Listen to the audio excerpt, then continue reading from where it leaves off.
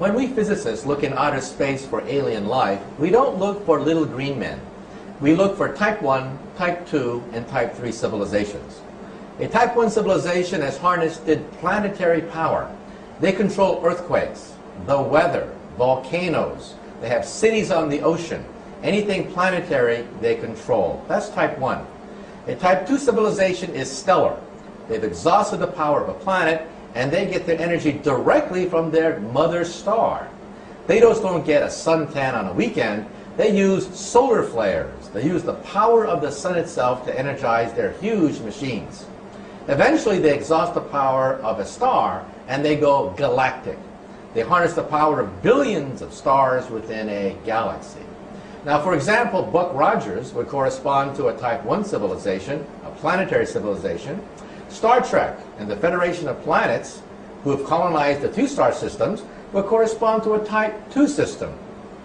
And the Empire of Star Wars would correspond to a type 3 civilization. Now, what are we on this scale? We are type 0. We don't even rate on this scale. We get our energy from, not from stars or galaxies, we get our energy from dead plants, oil and coal. But we can calculate when we will attain type 1 status, in about 100 years. Now, every time I read the newspaper, I see evidence of this historic transition from type 0 to type 1. And I am privileged to be alive in the most important era in the history of the human race, the transition from type 0 to type 1. I read the newspaper, and I see evidence of this everywhere. What is the European Union?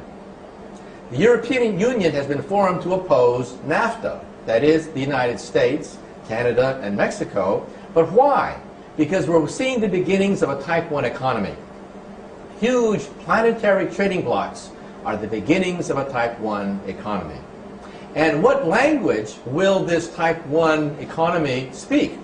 Everywhere I go around the world, I find that the elites all speak English as a second language. In the future, the planet Earth will be like that. Everyone will speak their own native language, but on top of that, there will be a type 1 language, probably English. There's also going to be a type 1 culture and a type 1 political system as well. You can go anywhere on the planet Earth and show people pictures of 2 individuals that are instantly recognizable by any human, Madonna and Arnold Schwarzenegger. In other words, we're talking about Hollywood movies. We're talking about rock and roll, rap music, blue jeans. That's going to be the planetary culture of the planet Earth. And what is the Internet? The Internet is the beginning of a type 1 telephone system. That's all it is. And so this transition is perhaps the most important transition of all time. Some people don't want it. They fear this transition because this transition is to a planetary civilization tolerant of many cultures. These are the terrorists.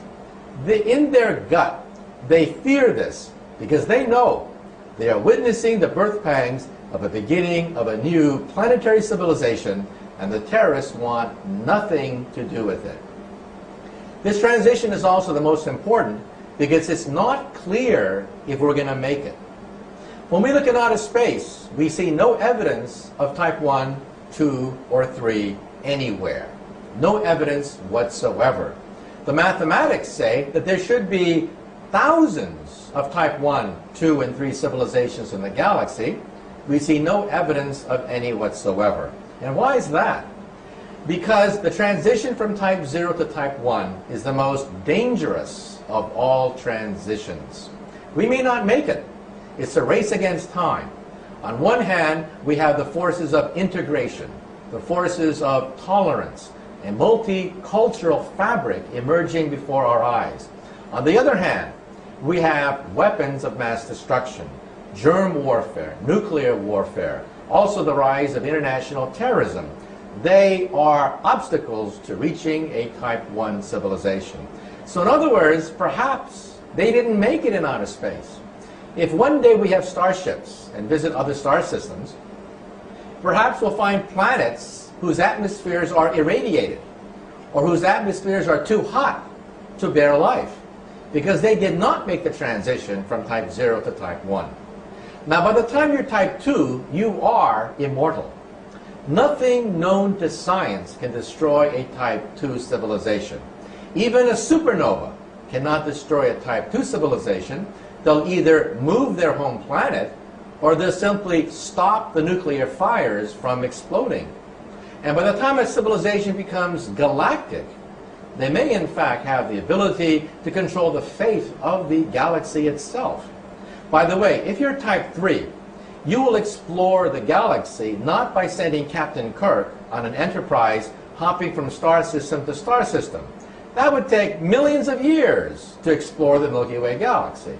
The way you do it is you would create a robot. Have the robot land on a moon. It would create a factory. It would make millions of copies of itself on this moon, which is quite stable, and send these to other moons. Then each of these would create another factory.